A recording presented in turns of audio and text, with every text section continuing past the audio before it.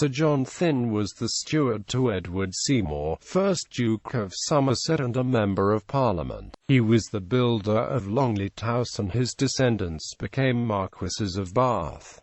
Early life. Thynne's family also used the surname Botteville, so was often called Thynne alias Botteville. Thynne was born in Church Stretton, Shropshire, in 1515, and was the eldest son of Thomas Thynne, otherwise Botteville, and of his wife Margaret, a daughter of Thomas Innes. His uncle William Thynne was a courtier in the household of King Henry VIII and a literary editor. However, there is no other information about Thynne's youth, which may have been influenced by his uncle at court. Career. The first record of Thynne is in 1535, when he was in the service of Lord Berks of Harrowden. In a surviving account book kept by Lord Berks's steward, he is listed among 46 people, ordinary of household, who attended Lord Berks's family at Harrowden between the 2nd of August and the 28th of October 1535. Between March and November 1538, Thynne, described as Lord Hertford's servant, brought an action in the Court of Chancery concerning the parsonage of Wilby, Northamptonshire, claiming he had wrongly been excluded from it by Lord Berks. In 1536, Thynne became steward to Edward Seymour, 1st Viscount Beauchamp. During the short period when Seymour's sister Jane Seymour was the Queen of Henry VIII of England, Seymour was later Marquess of Hertford and Duke of Somerset. Thynne continued in his place as steward until Seymour's execution for treason in 1552. Seymour built up great estates in London and the west of England, not least after he became Lord Protector of England and the 1st Duke of Somerset in 1547, while his nephew Edward VI was king. Thynne, a hard-working servant, prospered as his master did.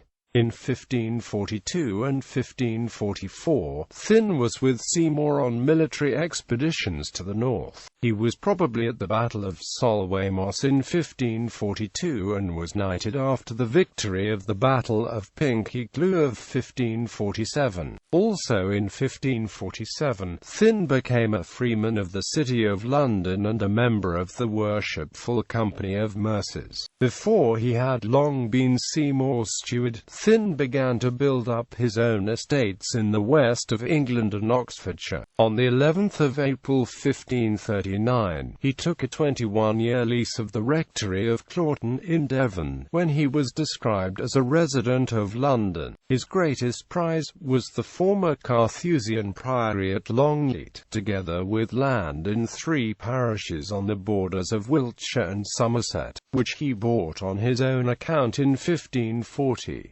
Other possessions of the former priories of Longleat and Hinton Charterhouse were granted by the Crown to Seymour, who sold them to his steward Thynne on the 25th of June 1541.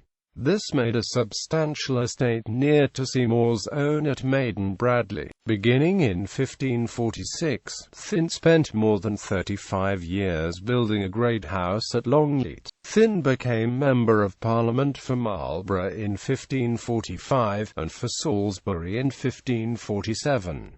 A historian of Marlborough, James Whelan, states that Thynne was twice member for Marlborough before 1545. This is supported by a bond for £33 from the Corporation of Marlborough which Thynne was holding in March 1544, roughly equal to his parliamentary wages of 2 shillings a day for the 3 sessions of the Parliament of 1539 and the first 2 sessions of the one of 1542. He was also Sheriff of Somerset and Dorset for 1548 to 1549. In 1549, he made a rich match in marrying Christian, a daughter of Sir Richard Gresham. The Duke of Somerset fell from power in 1549, and Thynne was twice imprisoned in the Tower of London. Somerset was arrested at Windsor on the 11th of October 1549, and on the 13th of October Thynne was sent to the Tower with William Grey, Sir Thomas Smith, Sir Michael Stanhope and Edward Wolfe, these being described as the Duke's principal instruments and counsellors in the affairs of his ill government. In August 1550, he was pardoned and all his goods and offices were restored, but he was put into the Tower again on the 16th of October 1551. After Somerset's execution, like his other followers who were spared, Thynne lost his offices and much of his land, and he was heavily fined. He retired to Longleat and led a country life there. Thynne responded to Queen Mary's orders of 19 July 1553 by proclaiming her queen at Warminster, where he was High Steward, but under her reign he continued to live in Wiltshire. When Queen Elizabeth I inherited the throne, many of Thynne's friends returned to power, and he was again able to expand his estates and to recover some of his offices. Thynne was again a Member of Parliament for Wiltshire in 1559, for Great Bedwin in 1563, for Wiltshire again in 1571, and for Heytesbury in 1572.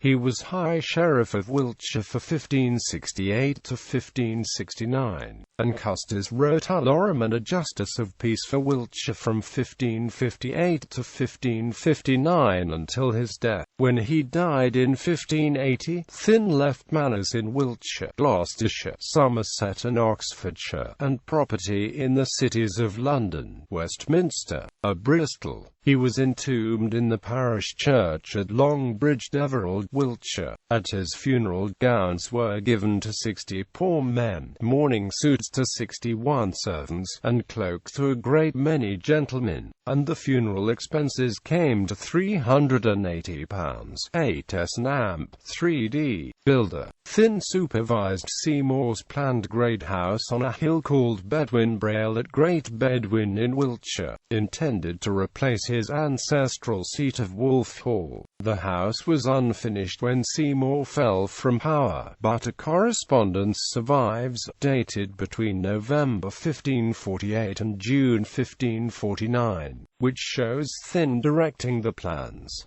He also played a part in the building of Seymour's Somerset House in London. At Longleat, Thynne took 37 years to design and build his own great neoclassical house with 4 facades, Doric, Ionic, and Corinthian pilasters, and regularly spaced bay windows. A perfectionist, he employed only the best craftsmen, including the English master mason and architect Robert Smithson and the French mason Alan Maynard. He suffered a setback in 1567 when there was a major fire at the house. However, during the long process of construction, Longleat became the centre of a new school of building. Smithson went on to design Hardwicke Hall, Wallerton Hall, Burley House, and Burton Agnes Hall, and is described by Mark Girouard in the Oxford Dictionary of National Biography as the strongest architectural personality to have survived from the Elizabethan and Jacobean age. Marriages and Descendants. In 1549, Thynne made a rich match in marrying Christian, a daughter of Sir Richard Gresham and a sister of Sir Thomas Gresham, founder of the Royal Exchange. The marriage settlement was entered into in January 1549, and they had 3 sons and 6 daughters. Thynne's 9 children with Christian Gresham were John, Dorothy, Anne, Francis, Thomas, Elizabeth, Catherine, Francis, and Maria. In about 1566, after the death of his first wife, Thynne married secondly Dorothy, a daughter of Sir William Wroughton, of Broadhinton, and of his wife Eleanor Lewknor.